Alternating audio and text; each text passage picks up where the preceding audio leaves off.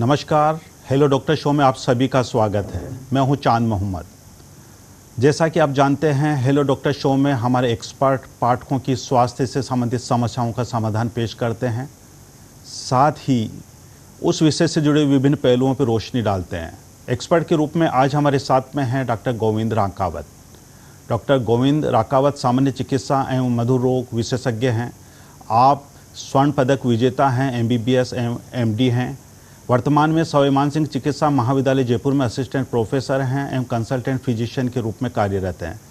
आपके 3 दशक से या यूँ समझिए लगभग 35 से ज़्यादा शोध पत्र राष्ट्रीय और अंतर्राष्ट्रीय मेडिकल जर्नल्स में प्रकाशित हो चुके हैं। आप कई राष्ट्रीय एवं अंतर्राष्ट्रीय क्लिनिकल रिसर्च में इन्विजिलेटर रह चुके हैं। मेडिकल में योगदान के लिए आपको कई राज्य स्तरीय सम्मान प्राप्त हो चुके हैं। डॉक्टर साहब, आपका बहुत स्वागत है हमारे इस खास शो में। धन्यवाद बहुत बहुत। जैसा कि आप जानते हैं, हम पाठकों की समस्याएं भी लेते हैं उस विषय पे और साथ के साथ उस विषय से जुड़े विभिन्न पहलुओं पर रोशनी भी डालते हैं। आज हमारी बातचीत होगी मानसून से संबंधित बीमारियों पे। तो शुरू करते हैं सिलसिला सवालों का। पहला सवाल है, मेरे बेटे की उम्र 8 वर्ष है। बारिश के दिनों में उससे बार बार सर्दी, खांसी और बुखार हो जाता है। क्या उसकी रोग प्रतिरोधक क्षमता बढ़ाने के लिए खान पान या कोई ख़ास सावधानी अपनानी चाहिए? ये पूछा है जयपुर से संगीता जी ने। बारिश के मौसम में आजकल जैसे ही सर्दी स्टार्ट होती है, सर्दी के कारण बहुत सारे मरीजों में एलर्जी शुरू हो जाती है, स्पेसिफिकली बच्चों के अंदर, क्योंकि बच्चों में खाना पीना बहुत ज़्यादा चेंज हो रहा है। वास्तविकता में जो खाना पीना स्थिर रहना चाहिए वो स्थिर नहीं रहता। कभी कोई खाना पीना दे देते हैं, कभी कोई खाना पीना दे देते हैं। ये खाना पीना जैसे ही चेंज होता है वैसे वैसे एलर्जी बढ़ती जाती है।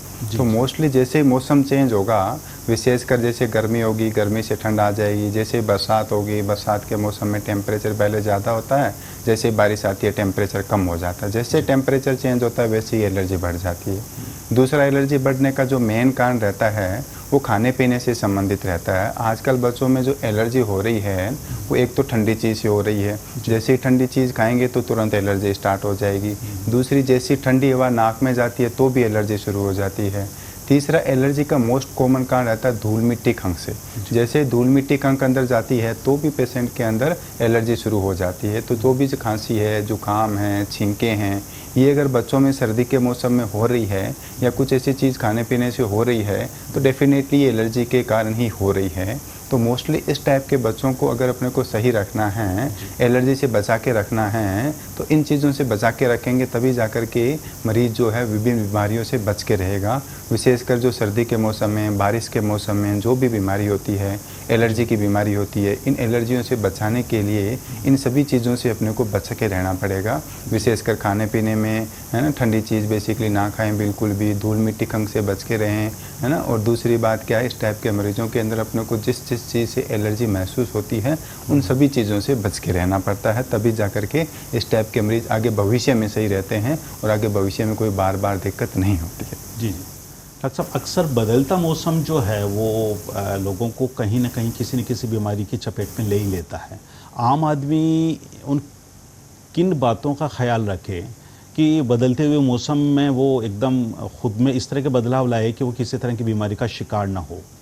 बदलते मौसम में मोस्टली जो बीमारी होती है उसका मोस्ट कॉमन कारण होता है शरीर में टेम्परेचर का अचानक चेंज होना। जी। जैसे नॉर्मली क्या होता है कि बाहर टेम्परेचर ज़्यादा है, जैसे गर्मी का मौसम आया, गर्मी का मौसम आते ही बाहर टेम्परेचर ज़्यादा होता है, तापमान ज़्यादा होता है, शरीर का तापमान बढ़ जाता है, फिर अचानक वो एसी के रूम में आके बैठ जाता है।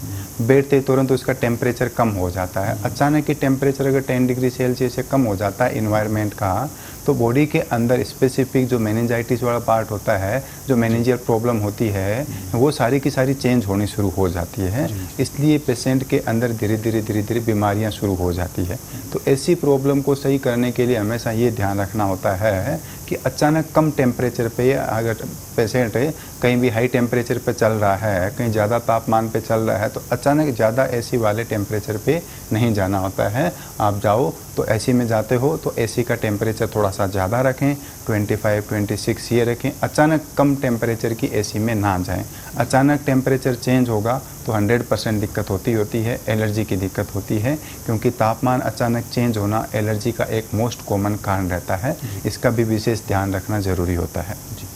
बात बारिश के मौसम की कर रहे हैं कि बारिश के मौसम के बदलाव के साथ किस तरह की बीमारियां अक्सर आम लोगों में होती है और किस तरह के एहतियात रखे जाने चाहिए। बारिश के मौसम में भी आजकल क्या होता है कि जैसे बारिश आती है तो दो चीज़ें होती है। एक तो क्या है कि धूल मिट्टी खंक होती है बारिश से जस्ट पहले, उसके बाद में बारिश का जो पानी आता है वो पानी भी कई बार क्या है कुछ ऐसी जगह से आता है जहाँ बहुत सारे इन्वायरमेंट होते हैं, बहुत सारे बेसिकली पार्टिकल्स होते हैं और बहुत सारे कीटाणु होते हैं जो शरीर के अंदर आ सकते हैं। अब ये बारिश के अंदर जो पानी आता है वो पानी बेसिकली अगर लग गया कहीं भी, मान लो कि कोई कपड़ों पे लग गया, कोई शरीर पे लग गया, तो इस दौरान उस बारिश के अंदर कोई ना कोई कीटाणु ज़रूर होते हैं, क्योंकि आजकल के टाइम में इन्वायरमेंट में इतने सारे कीटाणु हैं जो बारिश के मौसम के साथ या बारिश के साथ नीचे गिरेंगे 100%। जैसे बारिश के साथ, बारिश के पानी के साथ जैसे कीटाणु आते हैं वो कीटाणु अपने हाथों पे आ गए, है ना, अपने चमड़ी पे आ गए, अपने कपड़ों पे आ गए, तो कहीं ना कहीं ये नुकसान पहुंचाते हैं 100%। बहुत सारे मरीजों में इस प्रकार के संकेत आते हैं, सिम्टम्स आते हैं, वो बोलते हैं कि हम कल कहीं बाहर जा रहे थे, अचानक बारिश आई, बारिश में भीग गए, भीगने के बाद में 2 दिन बाद हमें तेज़ बुखार आने लग गया।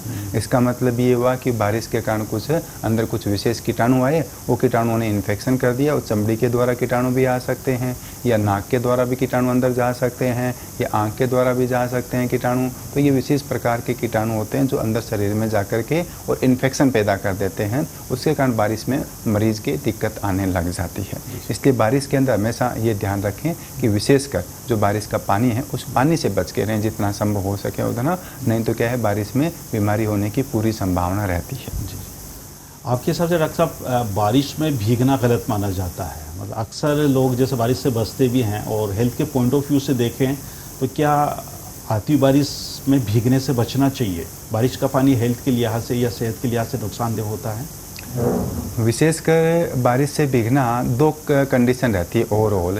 अगर कोई कंटिन्यू बारिश में भीग रहा है या बारिश में काम कर रहा है कंटिन्यू रेगुलर, और वो दूसरे मौसम में नहीं जा रहा है, केवल बारिश में ही काम कर रहा है, तो जनरली इतनी ज़्यादा प्रॉब्लम नहीं आती है। कुछ नॉर्मल पर्सन होते हैं जो कंटिन्यूसली बारिश में उनको काम करने की भी ज़रूरत पड़ती है, या कुछ ऐसे नॉर्मल पर्सन होते हैं जो बारिश में कहीं जाने लगे, कहीं भीगने लगे तो कंटिन्यू भीगते हैं। अगर कंटिन्यूटी रहती है तो मोस्टली इस टाइप के जो, क्योंकि बारिश में भी 2 प्रकार की कंडीशन आती है। जब बारिश शुरू हुई, स्टार्ट की बारिश में क्या है कि इन्वायरमेंट में जो भी बैक्टीरिया है, कीटाणु है, वो सारे के सारे नीचे आएंगे। कुछ टाइम लगेगा, जैसे आधे घंटे बारिश हो गई, घंटे भर बारिश हो गई, उसके बाद इन्वायरमेंट के सारे बैक्टीरिया, कीटाणु सारे नीचे गिर जाते हैं। उसके बाद में ऊपर से अगर जो बारिश आ रही है उस बारिश में बेसिकली बैक्टीरिया, कीटाणु कुछ भी नहीं होते, वो खाली रहता है, वो बेसिकली एकदम साफ पानी होता है। वो पानी से अगर बेसिकली बॉडी के लगेगा तो उस दौरान पेशेंट के अंदर किसी भी प्रकार की प्रॉब्लम होने की संभावना नहीं रहती।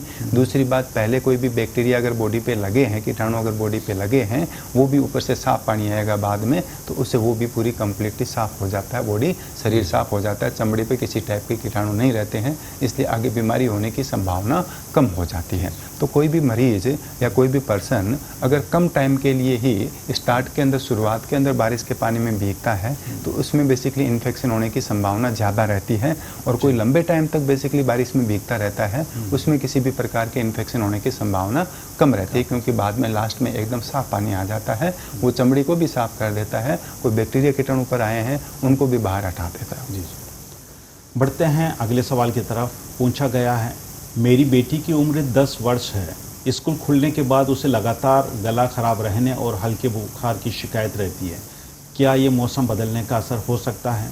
पूछा है कोटा से प्रीति जी ने। स्कूल में जाने के बाद में नॉर्मल बच्चों में 2 प्रकार की समस्याएं हो सकती है। पहली बात, अगर बच्चे नॉर्मली अगर कंटिन्यू घर में रहते हैं तो उनके लिए टेम्परेचर हमेशा फिक्स रहता है, उनको ज़्यादा आने जाने की कहीं ज़रूरत नहीं पड़ती है।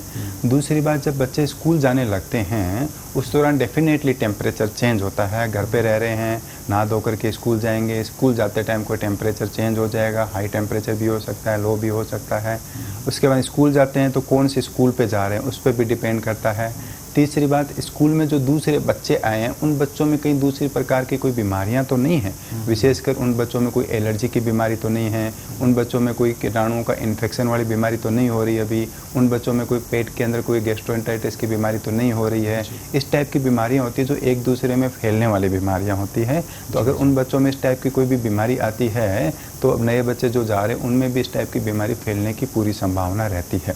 तो इसलिए मोस्टली क्या होता है कि कोई भी बच्चा अभी स्टार्ट में ही स्कूल जा रहा है तो उसके अंदर दो प्रकार की संभावना होती है। घर से स्कूल में जाएगा तो एक तो टेम्परेचर चेंज होगा, टेम्परेचर चेंज होगा तो अभी बुखार वगैरह सिर दर्द वगैरह होने की पूरी संभावना रहती है।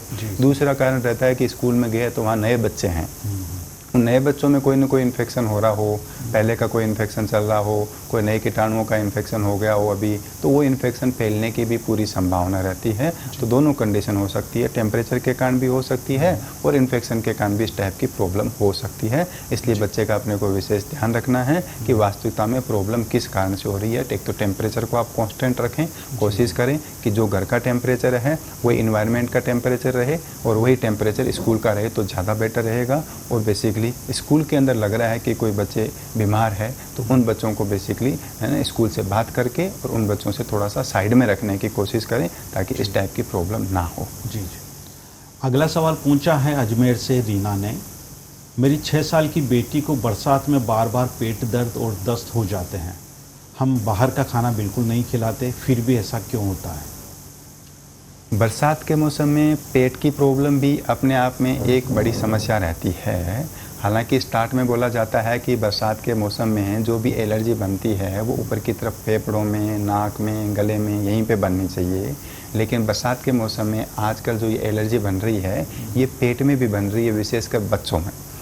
बच्चों में अगर पहले से कोई भी बच्चे बाहर का खाना ले रहे हैं तो बारिश के मौसम में क्या है कि आजकल बहुत सारे फंगस आते हैं, बहुत सारे फंगस होते हैं। बारिश के मौसम में जैसे टेम्परेचर कम होता है, घर में टेम्परेचर कम हो गया तो बहुत सारे फंगस होते हैं, बहुत सारे वायरस होते हैं जो घर के अंदर बेसिकली जैसे रसोई के अंदर, किचन में, मकान में, रूम में वहाँ पे वो ग्रो करने लग जाते हैं। अपने को पता नहीं चल पाता है कि यहाँ पे फंगस जैसे कीटाणु, वायरस जैसे कीटाणु वो ग्रो कर रहे हैं, पता नहीं चल पाता, दिखाई नहीं देते।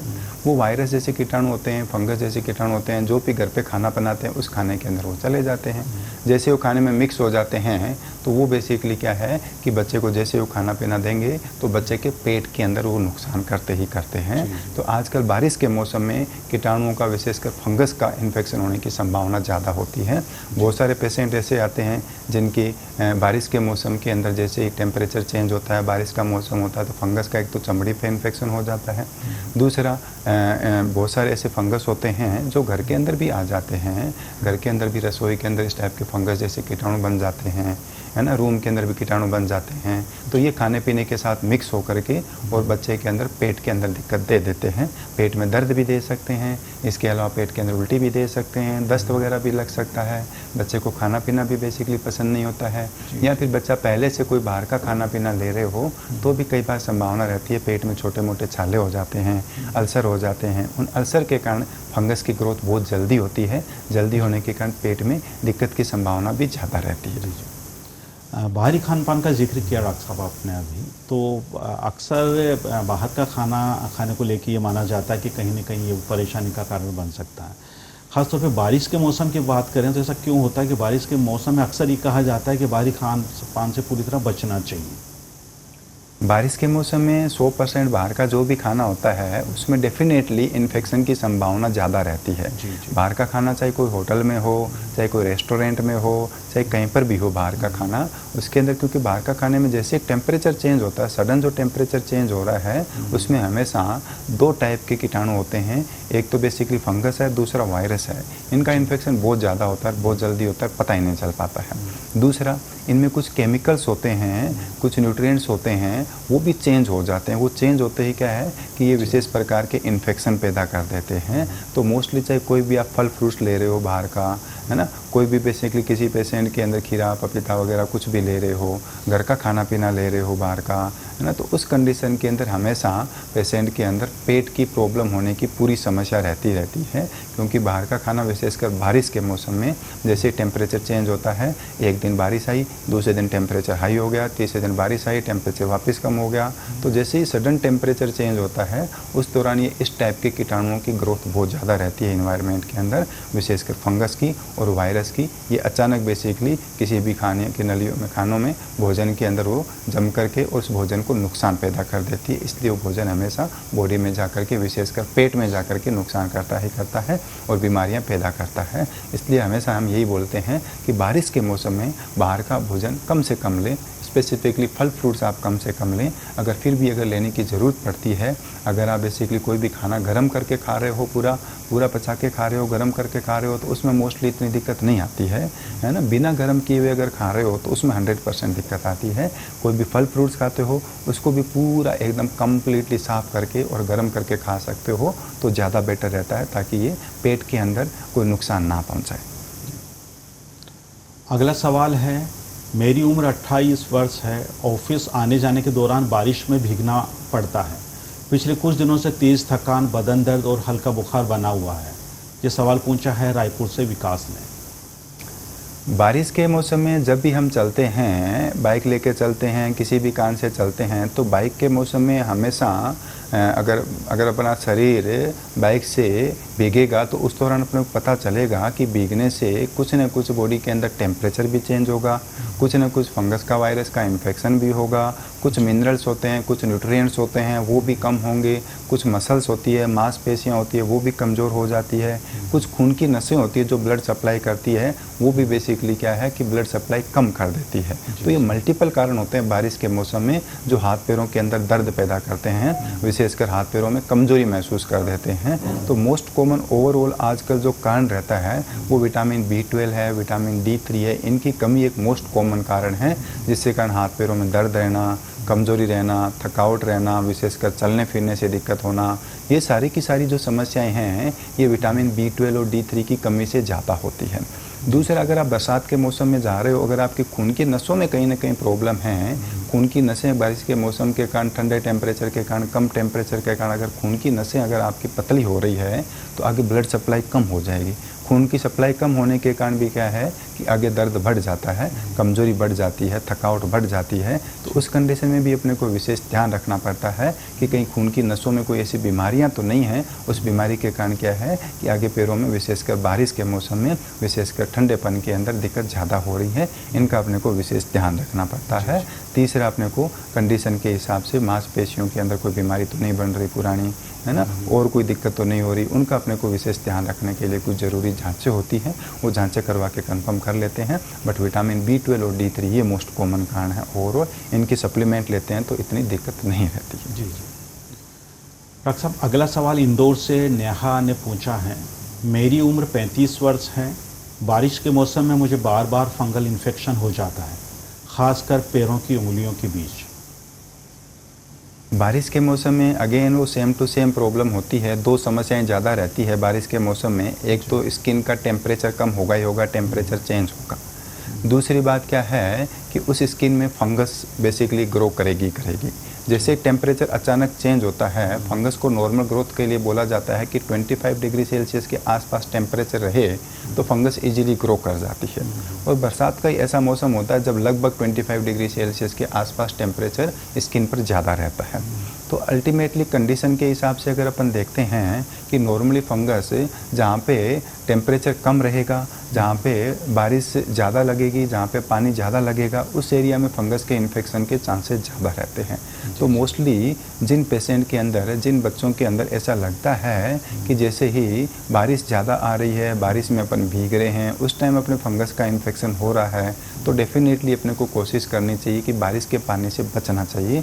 कोशिश हमेशा यही करें कि बारिश का पानी अपने चमड़ी पे नहीं लगना चाहिए। जैसे ही चमड़ी पे बारिश का पानी लगेगा तो दोनों ही कंडीशन में एक तो टेम्परेचर कम होगा, दूसरा फंगस का इन्फेक्शन होगा। इन्फेक्शन होते ही बेसिकली फंगस ग्रो ज़्यादा करेंगे, और जब फंगस एक जगह ग्रो करने लग जाते हैं और टेम्परेचर कंटिन्यूसली अगर कम रहता है ना, नॉर्मल टेम्परेचर रहता है, तो फंगस दूसरी जगह भी ग्रो कर सकते हैं। इसलिए बीमारी ना बढ़े, इसलिए ज़रूरी यही है कि अपने को, है ना, विशेषकर इसमें कंडीशन के हिसाब से देखते हुए अपने को पानी से बचना चाहिए, है ना, बारिश से बचना चाहिए, ताकि बेफालतू आगे ज़्यादा दिक्कत ना रहे। जी जी। अगला सवाल है, मेरी उम्र 32 वर्ष है, बरसात शुरू होते ही मुझे लगातार छींकें, नाक बंद रहना और आँखों में खुजली की समस्या होने लगती है। ये सामान्य एलर्जी है या किसी विशेषज्ञ से जांच करानी चाहिए? ये पूछा है भोपाल से रोहित ने।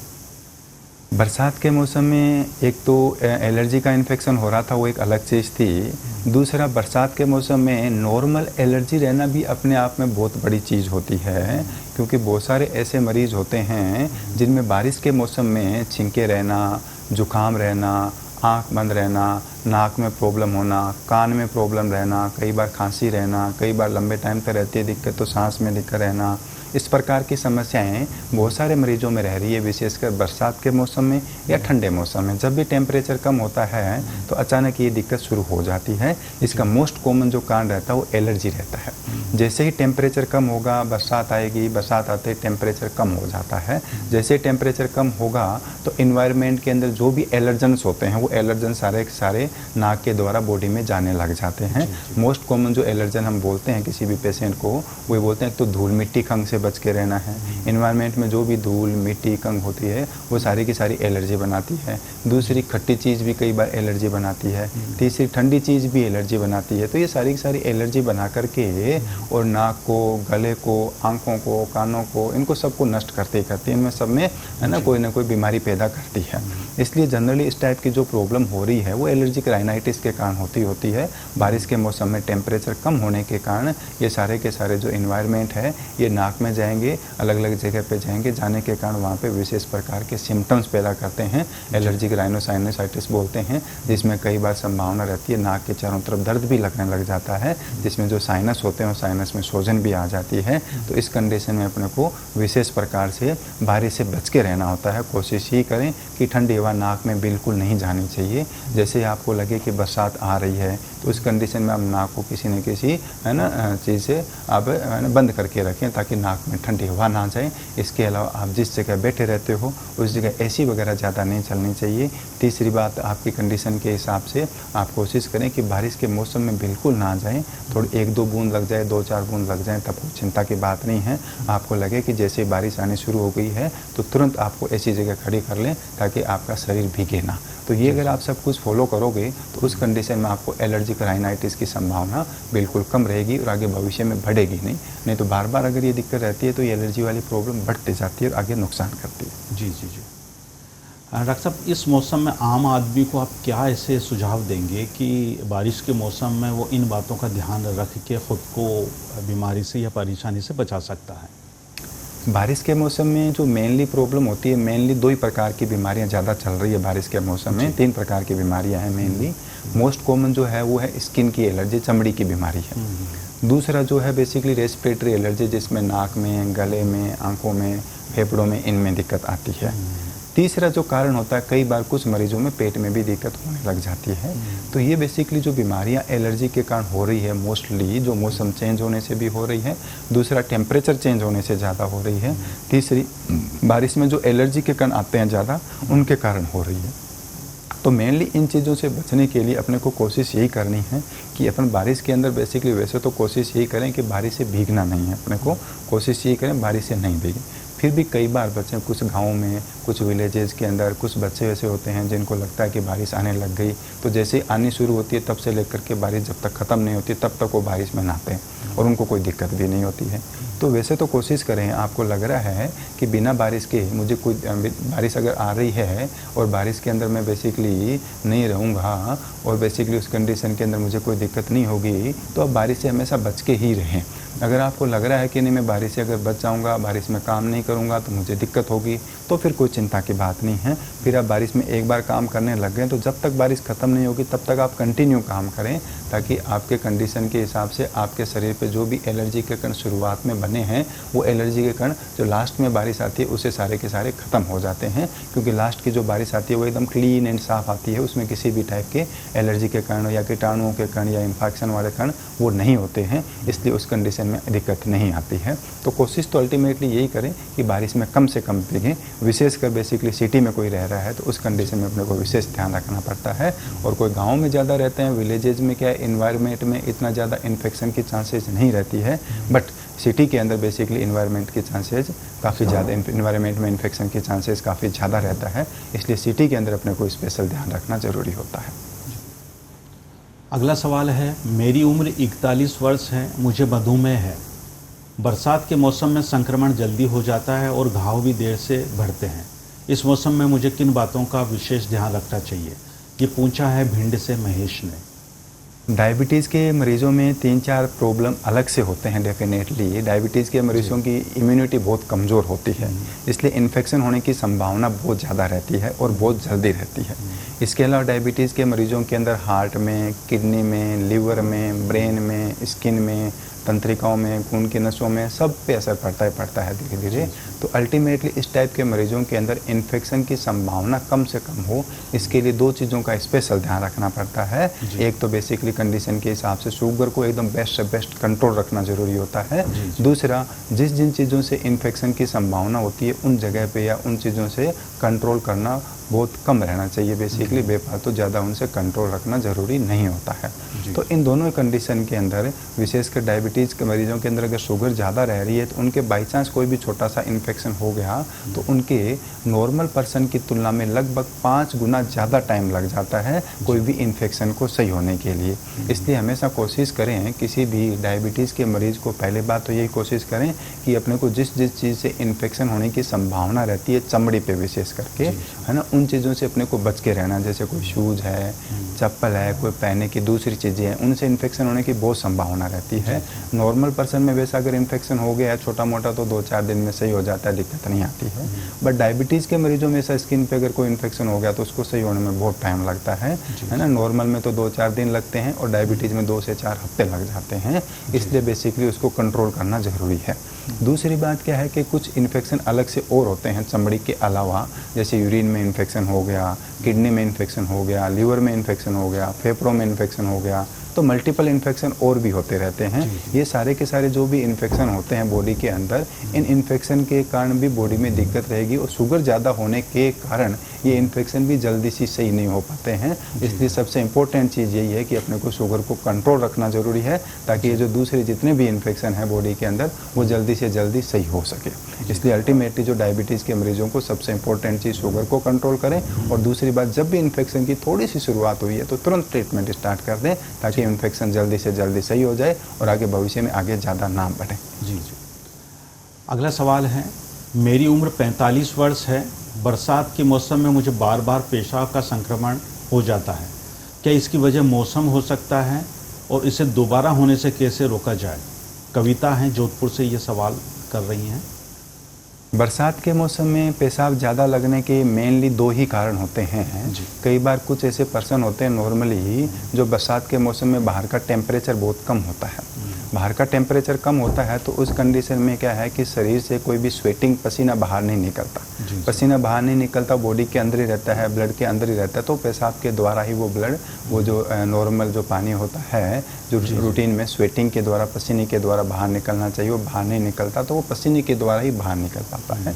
मोस्ट कॉमन कारण तो अगर अचानक पहले कंडीशन के हिसाब से पहले गर्मी होती है, गर्मी के बाद में जैसे बरसात शुरू होती है तो अचानक ही टेम्परेचर कम हो जाता है। अचानक टेम्परेचर कम होने के कारण ये सारी, है ना, प्रॉब्लम होती है, जिसके अंदर स्वेटिंग कम हो जाती है, पसीना आना कम हो जाता है। इसलिए पसीना आना कम होने के कारण ही यूरिन आना, पेशाब आना बढ़ जाता है। मोस्ट कॉमन कारण तो यही रहता है। दूसरा कारण ये रहता है कि कई बार कुछ पर्सन ऐसे होते हैं जो बार बार बारिश में भीगते हैं बाई चांस से, तो बारिश में भीगने के कारण स्टार्ट के अंदर शुरुआत में उनमें पेशाब में इन्फेक्शन होने की भी संभावना रहती है। अगर किसी के पेशाब में इन्फेक्शन हो रहा है तो उनके डेफिनेटली पेशाब बार बार आ सकता है।